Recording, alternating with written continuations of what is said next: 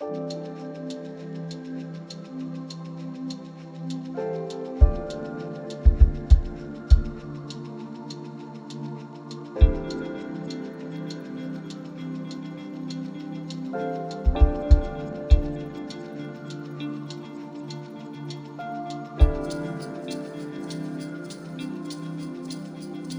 large city, established like many others due to its proximity to water. The city predated people's ability to move water long distances, as we can do today. Instead, the city relied on having a ready source of water close at hand. This water was used mainly for drinking and watering crops.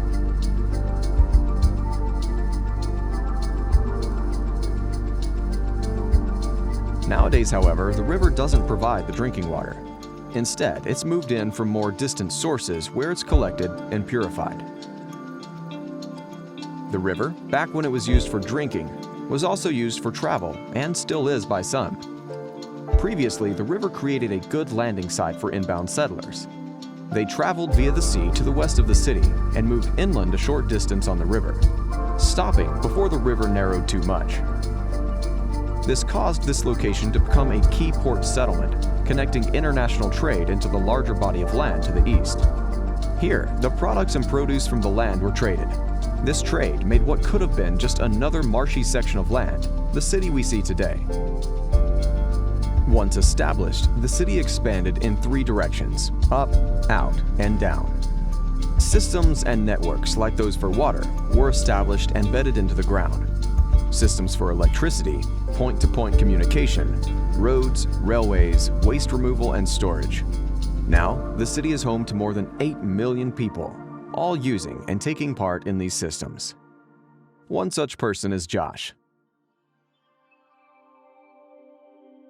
Josh is headed to the most important meeting of his life. He's going to speak to one of the city's hedge fund managers. A hedge fund manager is someone who works in the financial district of the city. He wanted to talk to the hedge fund manager about buying, renovating, and then reselling penthouses in areas next to the financial district. But there was a catch. He didn't own any penthouses, and he certainly didn't plan on buying any. He planned to take the money and run. Josh had devised the scheme after reading about a French man who'd scammed iron salvage companies by selling them the Eiffel Tower. He'd spent the previous week forging documents and planning his pitch.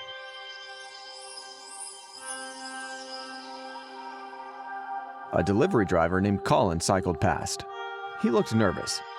He'd become convinced that he lived in a nuclear test facility whilst watching Indiana Jones in the Kingdom of the Crystal Skull. The scene where Indy is in the New Mexico desert, placed in a small town that's populated by mannequins and left there to die. Our delivery driver thought the whole city was a facade, that we'd all been left there by the army waiting to test some mass extinction scenario. Colin worked as a cycle courier, moving packages of food from where they were made to where they'd be eaten. He hadn't told his co-workers what he had learned about the makeup of the city. He didn't want to worry them.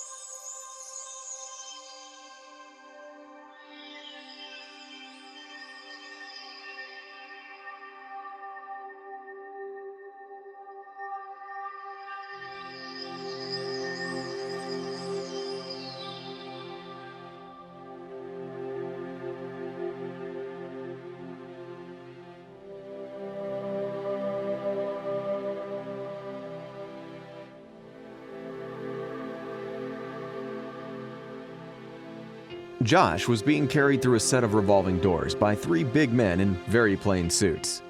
He was repeatedly asking them to put him down while shouting obscenities at them. The meeting had not gone to plan. Josh had proposed they buy the 38th story of a 37-story building.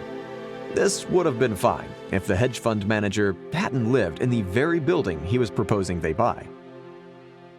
The hedge fund manager had pressed a button on his desk to finish the meeting.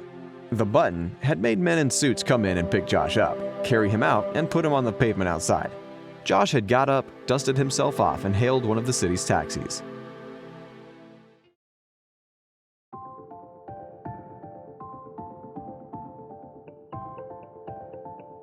Colin was cycling to a pickup. He still looked worried.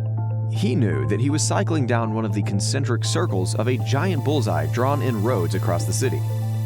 He'd looked at the original master plan and noticed the bullseye a few months ago.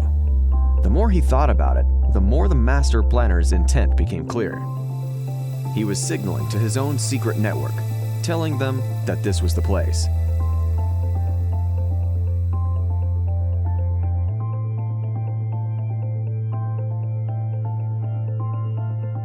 The drawings the master planner had done across the city made the roads strange and impractical.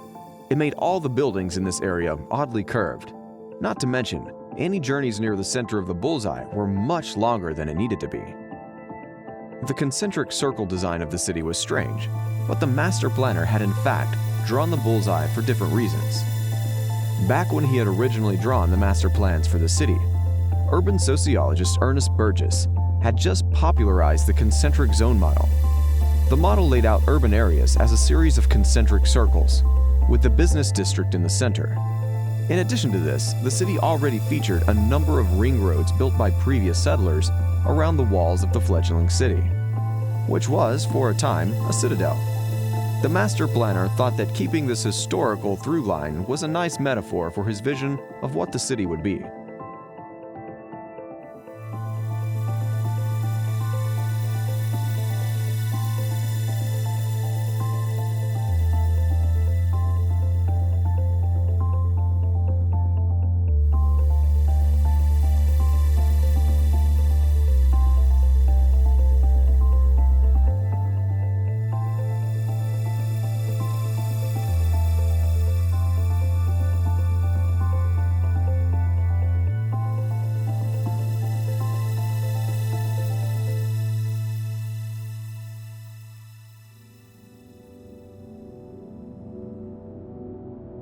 Josh was in a toilet cubicle. He and his friend Mike were doing extracurriculars.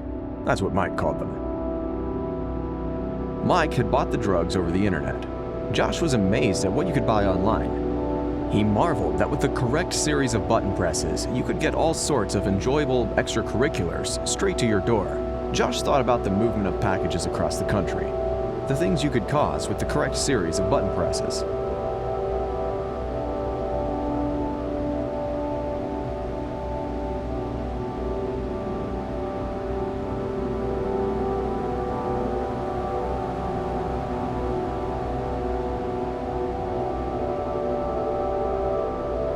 Josh's evening had taken a turn.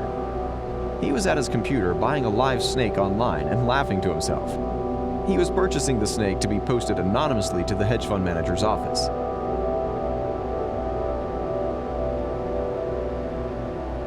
The snake Josh had chosen was a corn snake, a non-venomous breed native to North America. Josh had chosen the snake due to its price. He also liked the Wikipedia description that the snake subdued its prey by constriction. The corn snake breeder was a middle-aged man who had set up his small business shipping young snakes across the country after an early retirement. He hadn't thought much of sending the snake to the office building or the strange time the order had come in. He shipped all his live animals responsibly, using trackable next-day delivery.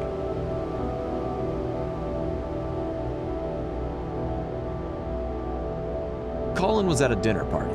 He hadn't been outside in a week. He'd been using his employee discount at work to get food delivered. One of his concerned friends had invited him round. She hadn't seen Colin in a while. It worried her that Colin had taken so much convincing. That wasn't like him. But Colin had come and seemed in okay spirits when he arrived. He'd even brought food with him. Outwardly, Colin did seem fine, but there was a reason he hadn't been going out as much.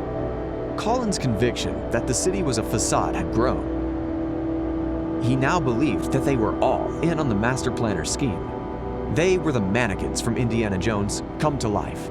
Or maybe they were all actors. If not actors, they were all spies, trained to report back about him. Sure, they all seemed normal, but they just proved the importance of the plan he was involved in. He believed he was placed in the system to be observed. He just didn't know why anymore.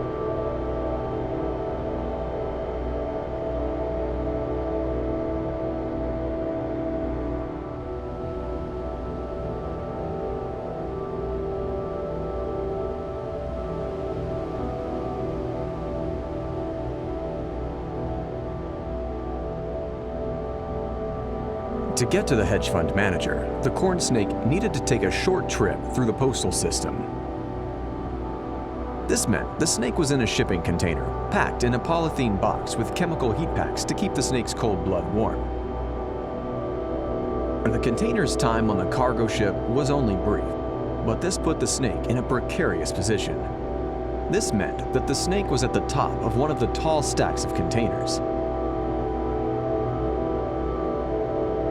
In recent years, the number of shipping containers falling off the tops of stacks and into the water below has steadily been increasing. This is due to unpredictable weather and an increased pressure to get parcels to their destinations quickly. This pressure was felt by everyone on board. In fact, it's not uncommon for shipmates to get post-traumatic stress disorder due to seeing the giant towers of containers they walk between every day topple over into the sea.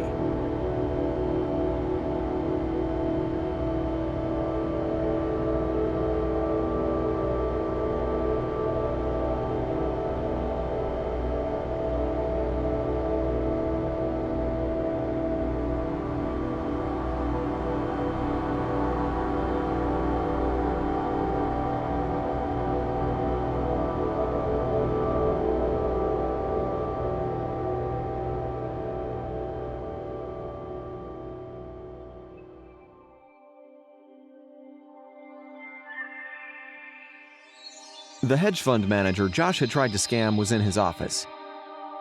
He was a young man, a multimillionaire, depending on which currency you used. The manager was an early crypto adoptee. This, by some people's standards, made him self-made, but he didn't feel it at all. His first investments came from a small piece of inheritance. He had moved a large chunk of that money into a fledgling crypto market as a teenager and let it sit there. And that was how he'd made his money. That was it. It was a savvy investment by some people's standards, but also high risk.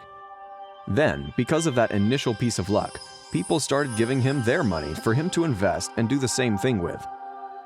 All of the money he'd made was essentially just other people's.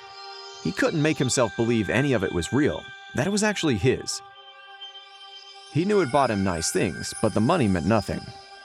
He was sitting there, almost feeling the full weight of his thought, when his assistant brought in the post.